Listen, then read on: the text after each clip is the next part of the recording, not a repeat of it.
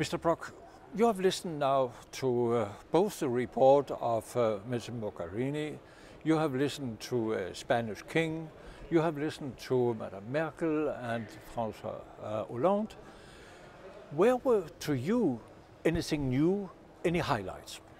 I think it's the message that the European Union starts to understand that it's in a big crisis, the biggest challenge since decades, because of the wars around us, the refugee question and all that it shows that this challenge can be only answered together. No nation state can do that alone.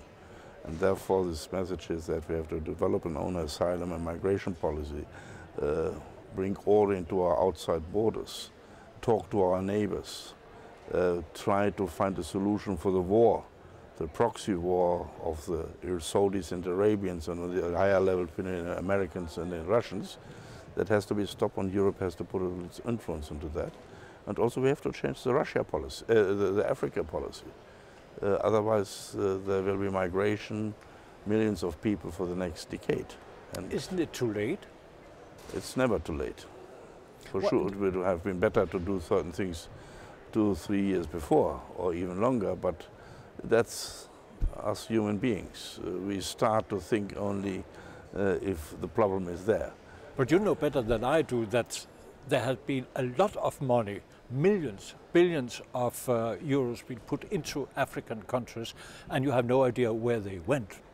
That is for sure that the classical development policy has to be changed. The role of NGOs must be seen more positively. But most of all, we have to change all the environment. We have to do another trade policy. Climate change has to do with something to do with migration.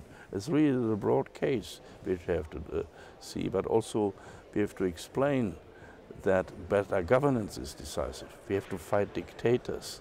We convince them to have an administration which is less corrupt, because that is decisive.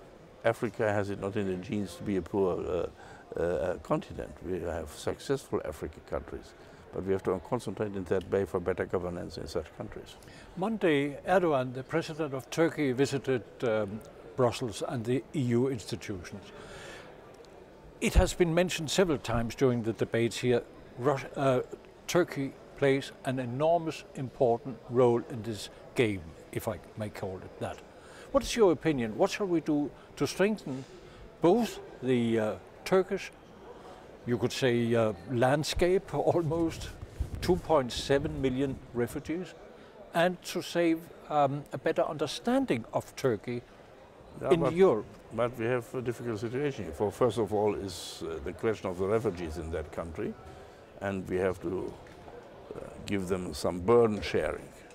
That is going on the way, but we have also to explain to Turkey that they should reorganize their borders. They have started 3 months ago to open their borders in order to have a certain destabilization effect on Europe. But that is also Erdogan's fight in this election campaign to become the new Sultan. And he wants to destroy the new Kurdish party because he needs such votes in order to get a constitutional majority in the parliament. You think he will succeed in both? What I hear newly is that he will not succeed, because many Turks who do not want to have a presidential power in that way will vote for parties nobody will expect, and therefore I believe that he will not manage it again. But then we might have a situation where they have a lot of refugees that don't know how to handle them, and they might have an election result on the 1st of November showing no new government immediately, at least. Yeah, but then perhaps Erdogan gives it up, is ready to come to peace talks with the Kurds again, concentrates on the fight against ISIS, where we need him. We need a European, American, Russian cooperation, convincing Turkey, Saudi Arabia and Iran to stop that too, this proxy war. It's a little bit like the 30-year war some centuries ago, in Central Europe, where religious Protestant and Catholics were the reason, but in real terms Sweden, Habsburg and Paris were fighting for the regional influence. Now it's Shiites and Sunnites, and it's Tehran and Riyadh. I think we have to make that clear, otherwise we will not stop the whole disaster.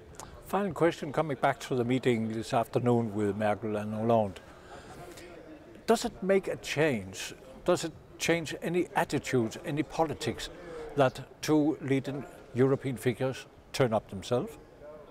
The last time it was together with the fall of the Berlin Wall and German and European integration process, Kohl and Mitterrand.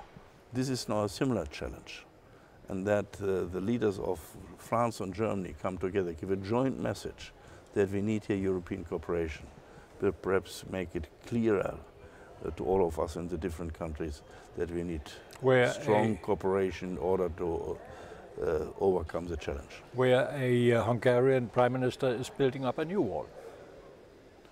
For sure, there will always crises and problems with different prime ministers. We have Viktor Orban, we have Viktor Ponta, we have Mitrovica, and I fear also in Poland might arise a problem. But that's part of our lives. Nothing is forever, and therefore we have to start all the time again to make it right.